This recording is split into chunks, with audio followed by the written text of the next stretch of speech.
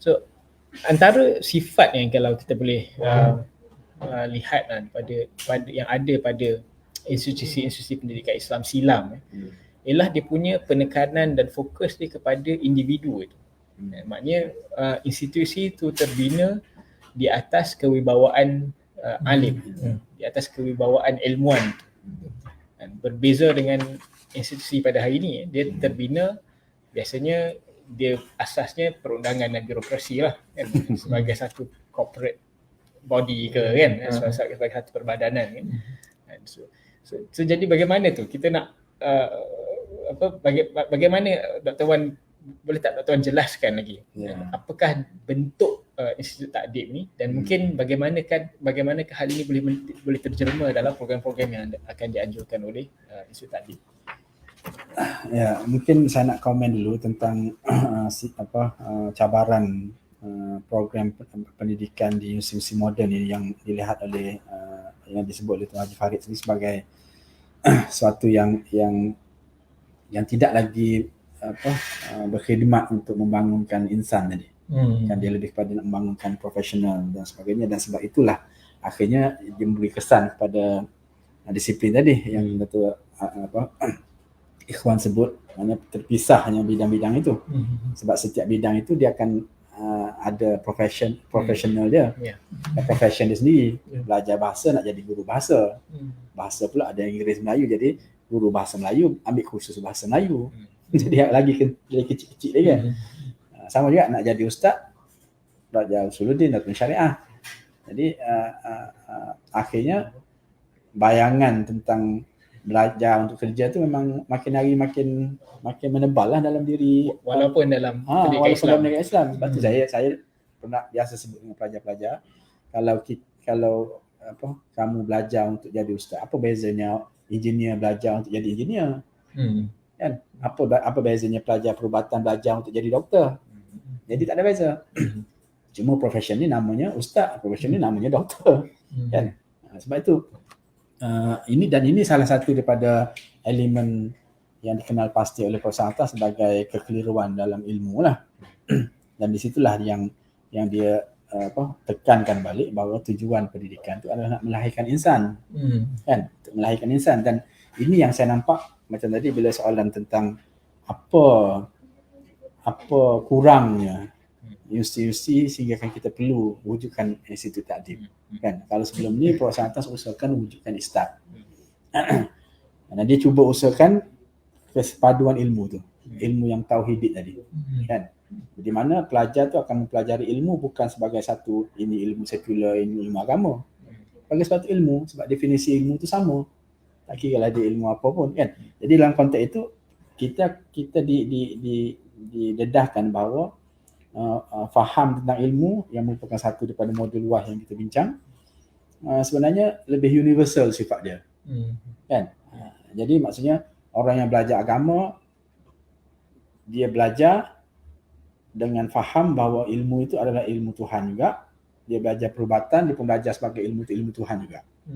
Kan? So innama yakhshallah min ibadihil ulama itu tak terpakai hanya kepada orang belajar agama saja. Orang belajar tapi macam mana nak jadikan macam tu, nak jadikan fahaman itu yang kena betulkan balik world view tu. Dan di sini yang saya nampak yang insya-Allah kita akan usahakan berdasarkan apa yang digagaskan oleh Profesor Atas, satu foundation, satu dasar yang sebenarnya bila difahami insya-Allah dikotomi antara ilmu tadi, kekeliruan dalam tujuan belajar tadi akan dapat kita selesaikan. Kan? Dan ini yang kita lihat akan menyempurnakan apa yang sedia ada dalam institusi sekarang. Saya teringat apa yang Profesor Wan Muhammad Nur pernah sebut kepada kita. Dia kata bila dia belajar di Universiti Chicago dulu, dia belajar macam tu. Kena ambil kursus ni, semester ni kena ambil kursus ni, semester ni ambil kursus ni. Dan setiap kursus tu memang solid. Dia independent by itself, kan? Dia boleh berdiri sendiri dan memang penting lah. Tapi bila semua itu dipelajari secara terpisah, tak ada yang mengikat dia, kan? Jadi kadang-kadang kita tak tahu nak pakai macam mana, nak kait macam mana. Sehinggalah dia kata bila dia faham gagasan Islamisasi ilmu yang dikemukakan oleh, yang dihuraikan oleh puasa atas, barulah dia nampak gap tu, mana ikatan yang menyusun balik. Dan bila benda itu susun, barulah dia nampak satu sistem ilmu yang lengkap, tahu di mana nak letaknya, yang Dr. Ikhwan sebut tadi. Tak adalah nak menyamatarafkan semua ilmu itu pada satu layer, kan? Yang ni ilmu alat, yang ni ilmu apa. Jadi akhirnya kita akan nampak sistem pendidikan itu, atau kurikulum itu akan lebih ada kesatuan, ada tempatnya, dan hatta urutan pengajian ni pun akan lebih jelas. Orang akan faham kenapa kena belajar yang ni dulu sebelum belajar yang ni, dan seterusnya. Jadi perkara-perkara ini memang dalam cita-cita kita memang ada untuk mengangkat kembali perbahasan ini, perbincangan ini. Sebab kita lihat kekeliruan tentang perkara itu masih wujud. Huraian tentang perkara itu masih belum banyak dihuraikan, kan? So saban hari insya-Allah kita akan cuba usahakan, dan ini terbuktilah dengan program tadi, program WAS tadi, kenapa dia boleh bertahan dan berterusan lagi sampai sekarang, kan? Dengan purata peserta antara 80 hingga 100 peserta untuk setiap batch, kan? Jadi maksudnya ada benda-benda yang boleh kita kenalkan, dan itu kita lakukan dalam keadaan kita ada satu badan rasmi, ada satu institusi yang tetap, kan? So bayangkan kalau benda ni dapat disusun dalam bentuk yang lebih tersusun, bukan sekadar WASH itu kita boleh perkemaskannya, tapi kita boleh kembangkan lagi kepada program-program lain yang lebih mendalam, kan? So daripada jawapan Dr. Wan tu, mungkin saya dapat gambarkan Institut Ta'adib ni, sebab tadi Dr. Wan kata kemungkinan kan pada masa akan datang dia boleh membentuk sebuah universiti, kan. Mungkin kita boleh lihatlah gambarannya ialah Institut Ta'adib ni dia lebih bersifat sebagai pelengkap kepada institusi-institusi yang sedia ada. Dia bukan ditubuhkan untuk menyaingi lah institusi yang sedia ada, tapi menambahkan mana yang kurang lah. So, jadi banyak ruang untuk kerjasama lah antara Institut Ta'adib dan institusi lain. Dan program-program yang akan direncanakan oleh Institut Ta'adib ni, dia bersifat pengayaan lah. Enrichment, kan? Dia bukan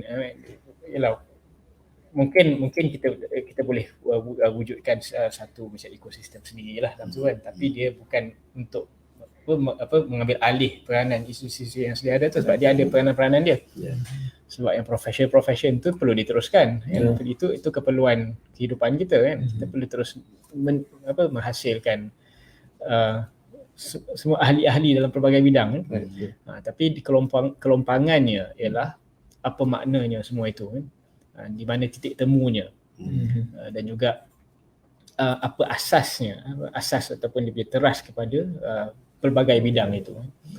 So, jadi itulah mungkin kita boleh dapat gambaran. Jadi mungkin Dr. Wan, selepas kita dah dapat inilah satu visi lah, kan, satu image ni,